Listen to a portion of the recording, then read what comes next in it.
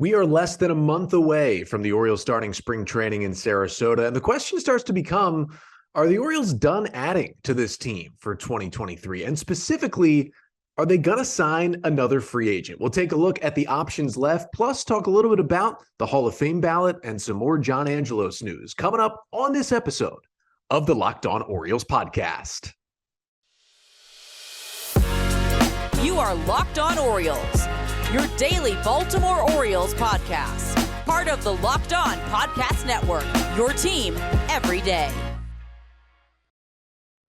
Hey there, Orioles fans. Today is Wednesday, January 25th, 2023, and welcome back into the Locked On Orioles podcast, part of the Locked On Podcast Network, your team every day. As always, I'm your host, Connor Newcomb. And coming up on today's episode, we're going to take a look at the free agents that are left out there on the free agent market, because the Orioles could certainly sign another major league player or two, but also after looking at some of these names, maybe they don't sign another free agent. Just with the guys who are left, we'll look at the starting pitchers, some of the relievers, and the hitters, specifically left-handed hitters that are still out there. And then at the end of the pod, we'll talk Hall of Fame. Scott Rolen announced Tuesday night, the only player in the class of 2023. We'll talk about his connection to the Orioles and a little bit of John Angelos news, some more news about the lawsuit coming out on Tuesday. But that's all coming up on this episode of the Locked On Orioles podcast, which is brought to you by FanDuel Sportsbook, the official sportsbook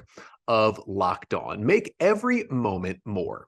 Visit FanDuel.com/LockedOn today to get started.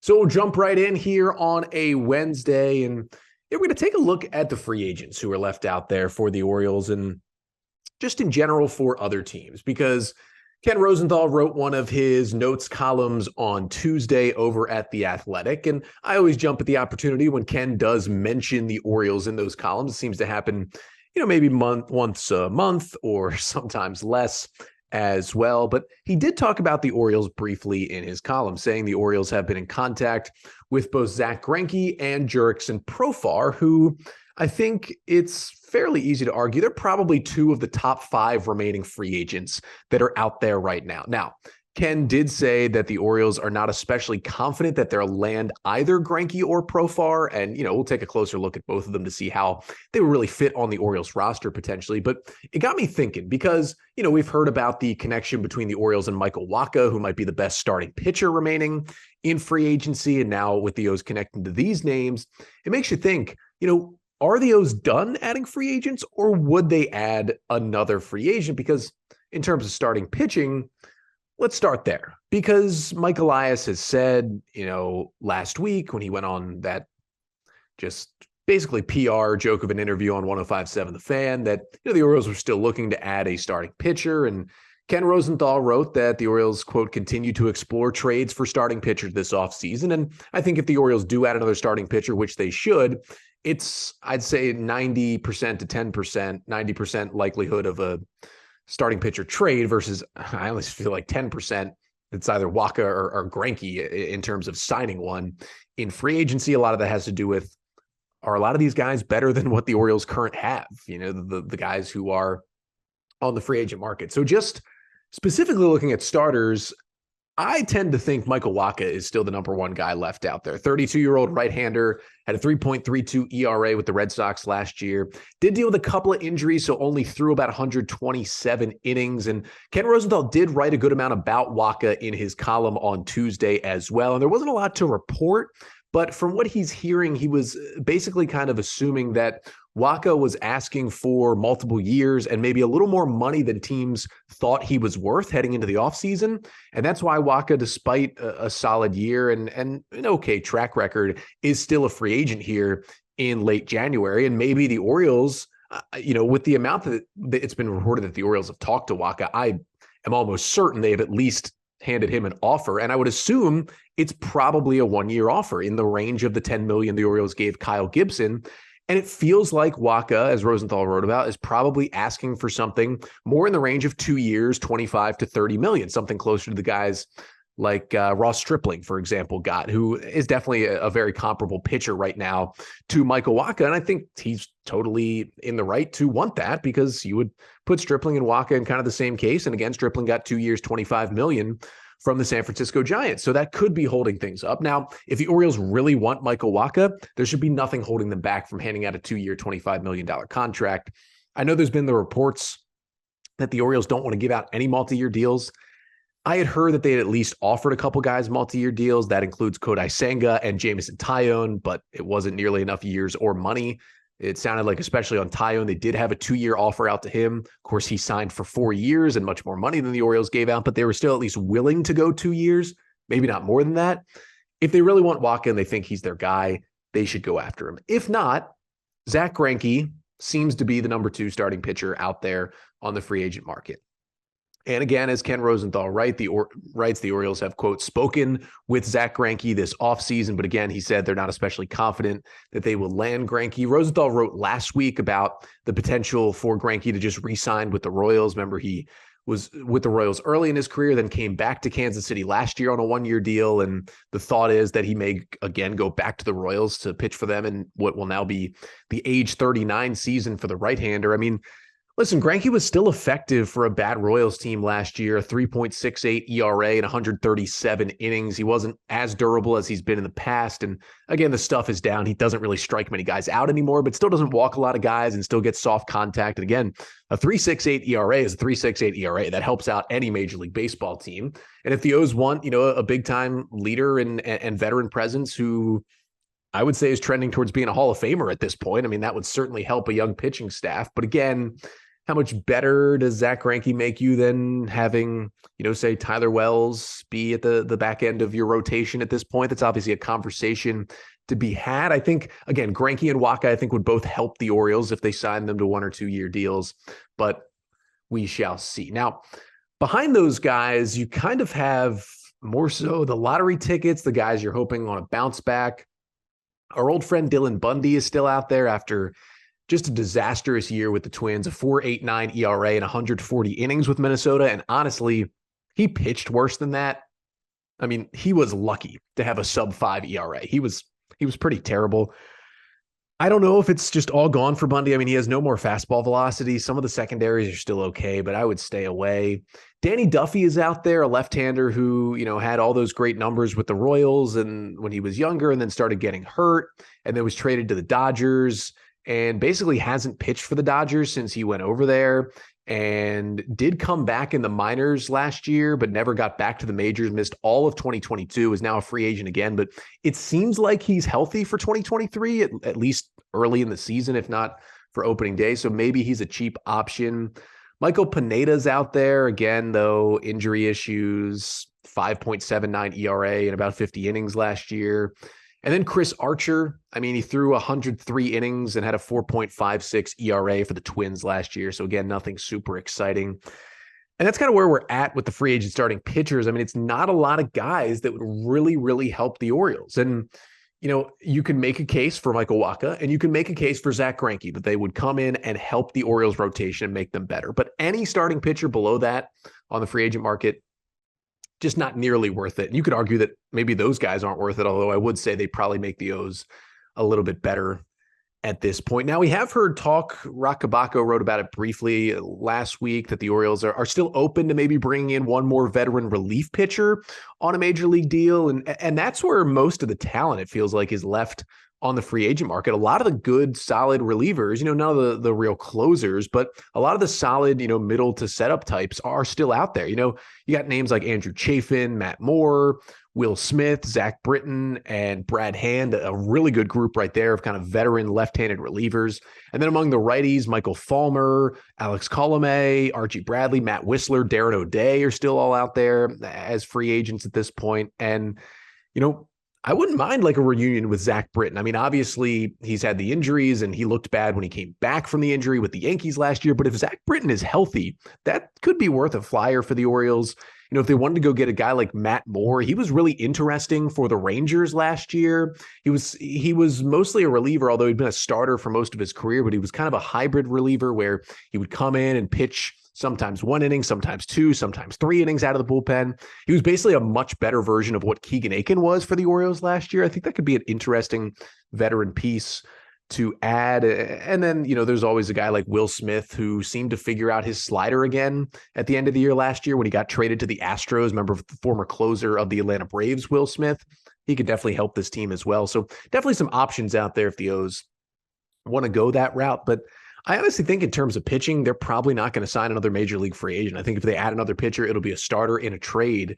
And I just don't know if the crop out there is enough for the Orioles to go out and get it. But when you flip to the hitting side, I honestly hold out a little more hope that the Orioles could actually sign a hitter to a major league deal in free agency before this offseason is over. And coming up next, we'll get to a couple of the names that are still out there, specifically targeting those left-handed hitters that would fare better at Camden Yards this season. But first, this episode of the Locked On Orioles podcast is brought to you by FanDuel because, listen, the NFL playoffs are here, and we're so excited about our new sports betting partner for Locked On because they're the #1 sports book in America. That's right. It's FanDuel. And if you're new to FanDuel, that's even better. They have so many great features that make betting on sports fun and easy. And for new customers, you can join today and get started with $150 in free bets guaranteed when you place your first $5 bet. Just sign up at FanDuel.com/lockedon. FanDuel has all your favorite bets from the money line to point spreads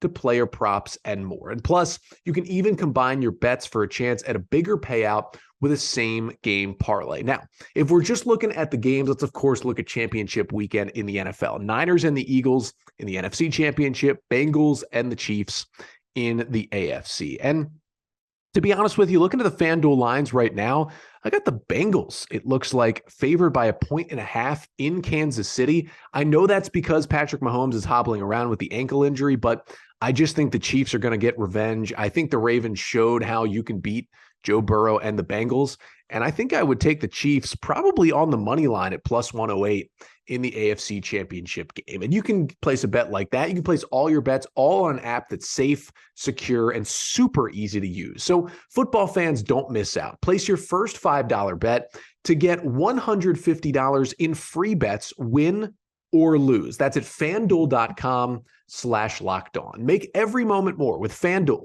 official sportsbook partner of the NFL.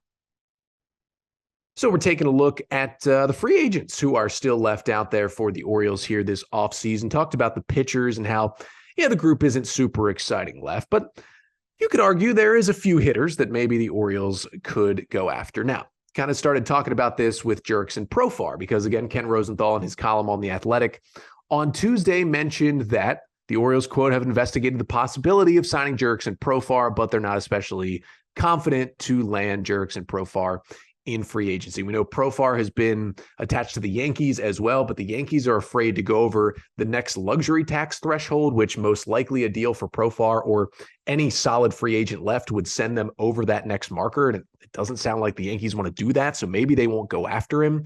Rosenthal also said it's probably more likely Profar signs with a team with a deeper need for a left fielder than the Orioles right now. And you could argue the O's need a left fielder, but I mean, they do have, what at worst is an Austin Hayes, Kyle Stowers platoon right there in that spot. And that's not terrible, especially if Stowers, starts to develop in his first full big league season and Hayes can at least be a little closer to first half Hayes instead of second half Hayes of what we saw in 2022.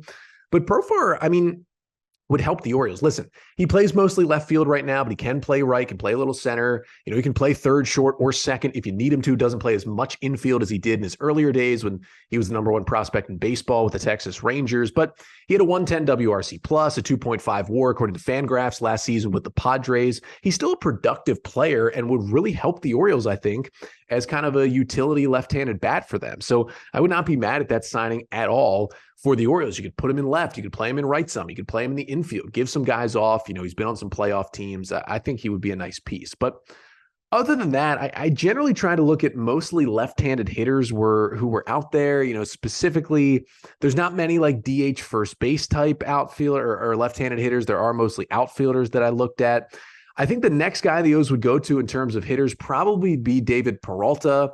Had a solid year. He was with the Diamondbacks and then traded to the Rays at the deadline last year. A 104 WRC plus, 1.7 FWAR. A solid year for Peralta, who is 35. He's not the hitter he was, 5 years ago. And I'd put Robbie Grossman up in that category as well. Now, Grossman did not have a good year, ended up with the Braves after the trade deadline last year, but just not a good season. He had a couple of good years before that, but just an 82 WRC plus and a negative WAR last year, meaning he was 18% worse than a league average hitter. So I don't know if Robbie Grossman is maybe done, but I still like what you get out of that bat sometimes. Ben Gamel is out there, 97 WRC plus, 0 WAR, was basically a league average player last year, but is a left-handed bat. And then you got guys like Tyler Naquin and Jackie Bradley Jr. in the outfield who are still out there. And I mean, maybe the last bat I would mention is Luke Voit, that is a free agent right now. I mean, you remember Voit was with the Padres after being with the Yankees and breaking out. And then the Padres dealt him to the Nationals in the Juan Soto deal at the deadline last year. So he, was in and out of the lineup with San Diego, obviously got to play every day with the Nats down the stretch at first base and DH, but he's not the hitter he was with the Yankees, just had a 102 WRC plus last year. So basically just a tick above league average as a hitter with San Diego and with Washington. And, the Nats probably could have got him on the cheap and didn't even want to bring him back. So that could tell you something about where Voit is at this point in his career. But if the Orioles want another DH type on the team, maybe someone who can, play a little first base as well. Again, Luke Voit, be even less valuable at this point in the 81 games at Camden Yards with the Wall move back, Voit being a big power hitting right-hander, but he is out there. I would say the only reason I said that the hitters look better than the pitchers for the Orioles right now is that I think the upside for Profar and maybe Peralta could be higher than it is for Wacha and Greinke, but it's kind of on both sides where you get below the top two guys, and there's really not much left. I mean, guys are out there. The best group of players right now out there is relievers left in free agency. But truly, if the Orioles really want to add a piece to this team, if they're not going to get Profar, Wacha, or Greinke, it's going to have to be a trade. And the good thing about a trade is you can get a player better than those guys because, anybody theoretically could be available. Not anybody, but a lot of more players than are available here in late January in free agency are going to be available via trade if you're willing to give up some prospects to get them. So again, Ken Rosenthal wrote that the Orioles are continuing to explore trades for a starting pitcher, and I think they're going to try hard to get it done. We'll just see if they're willing to give up the prospects, but that's probably the best chance, making a trade, going and getting a starting pitcher. Maybe you can get a left-handed bat with a trade too. It's certainly in the cards, but I think they're surely focusing on the starting pitcher right now. But we got a couple more Orioles things to get to when we come back. Hall of Fame announcement was on Tuesday night. And once again, only one player going into the Hall of Fame. It's Scott Rolen. We'll talk about how he connects to the Baltimore Orioles, why he was almost an Oriole in the early 2000s, and then a little bit about John Angelos because the PR for the Angelos family just continues to get worse over the last few weeks. So I wanted to congratulate Scott Rolen here on the podcast for being elected into the Major League Baseball Hall of Fame on Tuesday night. Unfortunately, he was the only player who was elected in the 2023 class. Rolen getting 76.3% of the vote. Of course, you need 75% of the writers to vote you in to get in. Todd Helton was the other guy that many thought it would be a two-player class, including myself. Many thought that it would be Rolen and Helton. Todd Helton coming up 11 votes short. He gets just 72.2% of the vote. He'll be back on the ballot next year, and all things trending, Todd Helton will be in the Hall of Fame next year. Billy Wagner, the left-handed reliever who has continued to climb up the ranks, he got 68%, so maybe Wagner getting closer. And then you had Andrew Jones at 58%, Gary Sheffield 55%, and then Carlos Beltran and Jeff Kent both at 46%. Again, you get to vote for 10 players, up to 10 players on the ballot. Some people that have these votes just shouldn't have them. They waste them. They make it all about themselves. It's not a good system. And that's why I try not to get too upset about Hall of Fame voting at this point. It's a sham, the entire process. Happy for Scott Rolen. He deserved it. I probably would have put 8 players. If I had a ballot this year, I probably would have put 8 players on it. Scott Rolen, Todd Helton, Billy Wagner, Gary Sheffield, Carlos Beltran, Jeff Kent, Alex Rodriguez, and Manny Ramirez. That would have been my 8-player ballot. Andrew Jones is a tough one because there are some disturbing domestic violence allegations against him. And obviously, when you look at his play on the field, his peak was super high, but it wasn't super long, and he had all the injury issues. I probably would have kept him out for that reason. I literally do not care about the steroid things. It's a Hall of Fame. They were famous. They played well. They helped the game, put them in the Hall of Fame. A-Rod, it's a joke that Barry Bonds didn't get in. It's a joke that Roger Clemens isn't in. A-Rod should be in. Put Manny Ramirez in.